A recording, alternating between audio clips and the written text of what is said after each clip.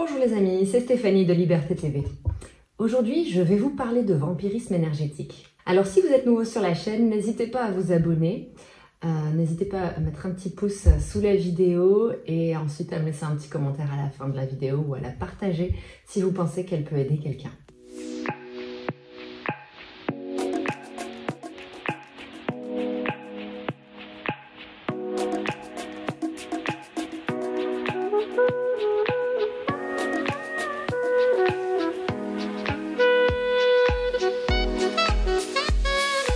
Le vampirisme énergétique, c'est lorsqu'en fait une personne ne se nourrit pas de sa propre énergie, mais c'est lorsqu'elle va chercher à l'extérieur, attirer l'attention, à prendre l'énergie de quelqu'un d'autre. Elle va se plaindre pour essayer de récolter en fait l'attention, l'écoute, les mots d'une autre personne. J'ai déjà créé une vidéo à ce sujet sur le vampirisme énergétique, donc je voulais mettre ici ou là, je ne sais pas où est-ce que ça va sortir, je vous invite à la regarder et ensuite à continuer cette vidéo aussi. Parce que dans cette vidéo, je vais aller plus en profondeur sur ce qu'est le vampirisme énergétique et je voulais vous partager ce que j'ai remarqué récemment, des choses que j'avais déjà remarquées dans le passé, mais aujourd'hui ça devient de plus en plus clair. J'ai envie de vous transmettre ça. Pour commencer, déjà, je vais vous parler du monde des forces. Vous n'êtes pas sans savoir que dans ce monde et dans l'univers, il y a plusieurs forces à l'œuvre. La première s'appelle la conscience christique, qui est une force du cœur, qui œuvre pour la vie, pour le développement de la conscience. La deuxième, c'est la conscience luciférienne, les forces lucifériennes, qui sont en fait des forces déguisées, qui se font passer pour la force christique, et qui sont en fait de la fausse lumière, voilà, avec des intentions parfois bonnes, parfois mauvaises, mais toujours un peu déguisées. Et ensuite, la conscience satanique, qui est une conscience qui a pour but et objectif de détruire la vie et la création dans l'univers. Ces principes-là existent dans l'univers, sur d'autres planètes, dans d'autres galaxies, dans d'autres univers. Ce sont des principes énergétiques et ils existent également sur la planète Terre. Pour clarifier les choses, quand je parle de conscience christique, luciférienne et satanique, je ne parle pas de religion. Ici, je parle de principes énergétiques, qui bien sûr sont présents aussi dans les religions parce que ce sont des principes énergétiques universels. Il ne faut pas voir ça comme des personnes, il faut voir ça comme des énergies qui existent à l'intérieur de nous et qui, si on ne fait pas attention, nous utilisent. C'est pour ça qu'il est très important de déclarer son autorité dans son cœur. Si vous êtes plutôt une conscience christique d'amour, de bienveillance, qui cherche à œuvrer pour autrui, qui cherche à œuvrer pour les autres, qui cherche à être autonome énergétiquement, dans ce cas-là, c'est la conscience christique que vous portez à l'intérieur de vous.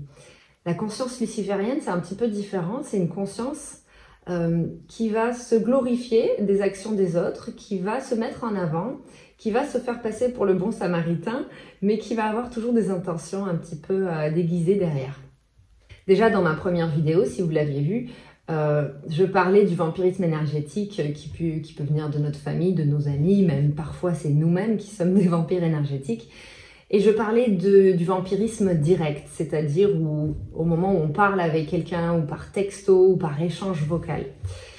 Là, aujourd'hui, je vais vous parler du vampirisme énergétique indirect, c'est-à-dire où il n'y a pas de contact physique ni d'échange verbal. Mais donc maintenant que ces trois types de forces ont été identifiés, je vais vous parler sous cet angle-là de ce qu'est le vampirisme énergétique. Dans le vampirisme énergétique, ce qui se cache derrière, c'est une conscience luciférienne, c'est-à-dire des forces qui se nourrissent des autres et qui, au lieu d'auto-sourcer leur propre énergie de par leur connexion divine, à leur conscience supérieure et au divin, ils vont aller chercher cette énergie chez les autres pour pouvoir exister, pour pouvoir se nourrir. Les intentions ne sont pas forcément mauvaises, pas du tout. Ce sont des personnes qui vont avoir l'air très avenantes, très gentilles, qui vont être dans la spiritualité, qui vont être vraiment des personnes très bien, de l'extérieur, même de l'intérieur. Par contre, il y a des mécanismes utilisés qui sont en fait du vampirisme énergétique. Alors pour parler concrètement, parce que sinon c'est toujours un peu compliqué d'expliquer, je vais vous partager des expériences personnelles, comme ça vous pourrez essayer de voir si ça résonne dans votre expérience individuelle à vous. J'ai connu plusieurs personnes qui étaient très connectées à l'énergie, au monde énergétique, et qui utilisaient l'énergie dans leur travail, dans leurs relations. Alors sans jeter la pierre à qui que ce soit, je ne suis pas là pour critiquer, je suis juste là pour observer et vous partager mes observations. Parce qu'en fait, le but, c'est vraiment de devenir conscient des mécanismes de l'énergie, de comment elle fonctionne, et de ne plus être naïf. De sortir de la naïveté et de redevenir soi-même autonome énergétiquement. Donc en apprenant ce qu'on fait éventuellement soi-même et ce que font les autres, ça va nous permettre de retrouver ce choix, ce pouvoir intérieur et décider justement de redevenir autonome et se reconnecter à sa propre conscience. Il est possible en fait de vous vampiriser par exemple, alors avec des textos avec très très peu de mots, c'est possible de se connecter à l'autre vibratoirement.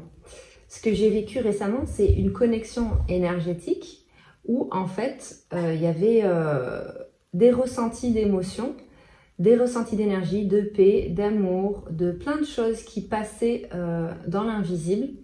Cette personne en fait se nourrissait de ça. Au départ, je m'en suis pas rendu compte. Au bout d'un moment, je m'en suis rendu compte. Pourquoi? Parce qu'en fait, dans l'extérieur, dans les contacts directs où on se voyait, cette personne ne me posait aucune question sur moi. Aucune question sur ce que je fais, sur comment j'allais. En fait, je me disais, tiens, c'est bizarre, j'ai l'impression qu'on utilise mon énergie. Mais j'arrivais pas à mettre le doigt dessus clairement.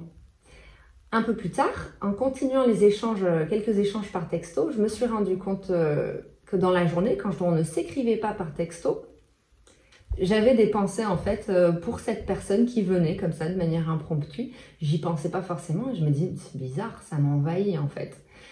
Alors ce que j'ai remarqué, c'est que cette personne dans sa vie, en fait, elle passait tout le temps du temps avec les autres. Elle était très ouverte, elle avait tout le temps des gens chez elle, elle était tout le temps en connexion directe et indirecte avec plein de personnes.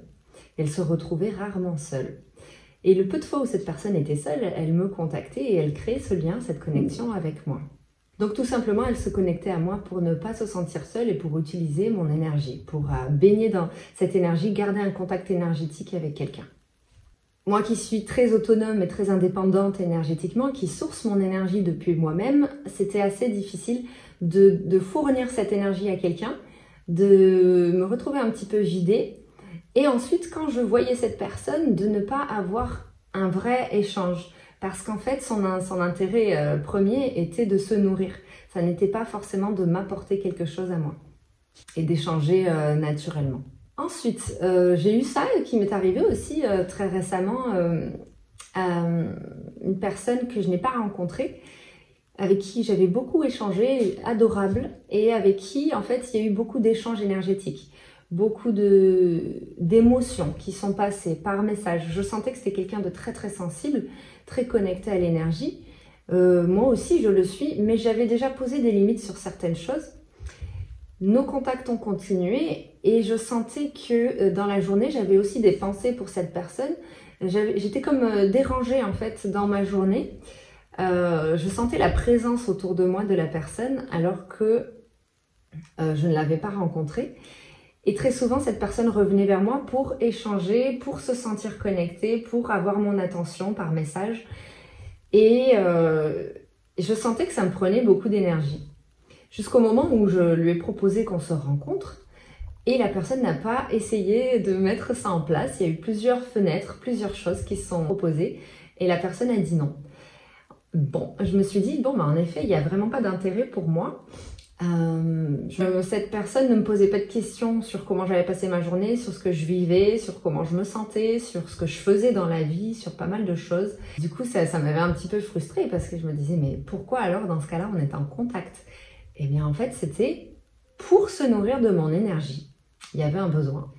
J'ai eu d'autres personnes aussi que j'ai rencontrées et qui fonctionnaient au shift énergétique, c'est-à-dire que dès que quelque chose à l'intérieur d'eux, ils se sentaient bien avec une nouvelle idée, une action à faire par rapport à moi ou autre, là, ils fonçaient. Mais dès qu'il y avait un tout petit changement dans mon énergie ou un doute ou quelque chose, tout s'écroulait et tous les plans s'annulaient. Ça aussi, c'était des personnes qui font en fonction de l'énergie, voilà, de comment elles se sentent. C'est très bien, je dis pas que c'est mal. Mais parfois, quand on a notre enfant intérieur qui décide de faire des siennes ou qu'on a des blessures qui remontent, forcément, notre énergie, elle change. Et du coup, la personne en face s'adapte à ça et bloque complètement les portes. Pourquoi? Parce que vous lui donnez plus l'énergie dont elle a besoin. d'un coup, vous avez une petite énergie distorsionnée ou il y a une petite blessure qui est revenue et là, elle ne vous montre plus d'intérêt, elle ne veut plus vous rencontrer, elle ne veut plus aller faire des choses avec vous. Elle utilise votre énergie en fait au moment où ça l'arrange pour se sentir bien dans sa vie et pour remettre un petit peu d'équilibre. J'ai plein d'exemples comme ça, je ne vais pas tous vous les partager. La chose que je peux vous conseiller, c'est de vraiment faire attention à ces mouvements énergétiques. Vous posez la question, est-ce que je suis autonome déjà moi-même dans mon énergie? Est-ce que j'ai besoin d'être sans arrêt en contact avec les autres pour me nourrir émotionnellement, me nourrir énergétiquement? Le but n'est pas de se couper du monde et de vivre en autarcie. Non, le but est d'être indépendant, auto-alimenté, se connecter à sa propre conscience supérieure, communiquer avec elle, obtenir de la guidance et être présent pour les autres tout en étant aussi présent pour soi. Si vous voyez que votre énergie elle descend trop, c'est que vous l'utilisez mal ou que vous autorisez qu'on vous la siphonne. Donc à ce moment-là, il faut regarder, rééquilibrer là où ça peut l'être. Voilà, j'espère que ces petites choses vous apporteront un petit peu de discernement. N'hésitez pas à me mettre des petits commentaires dans la vidéo. Je vous embrasse très fort et je vous dis à bientôt pour une prochaine vidéo.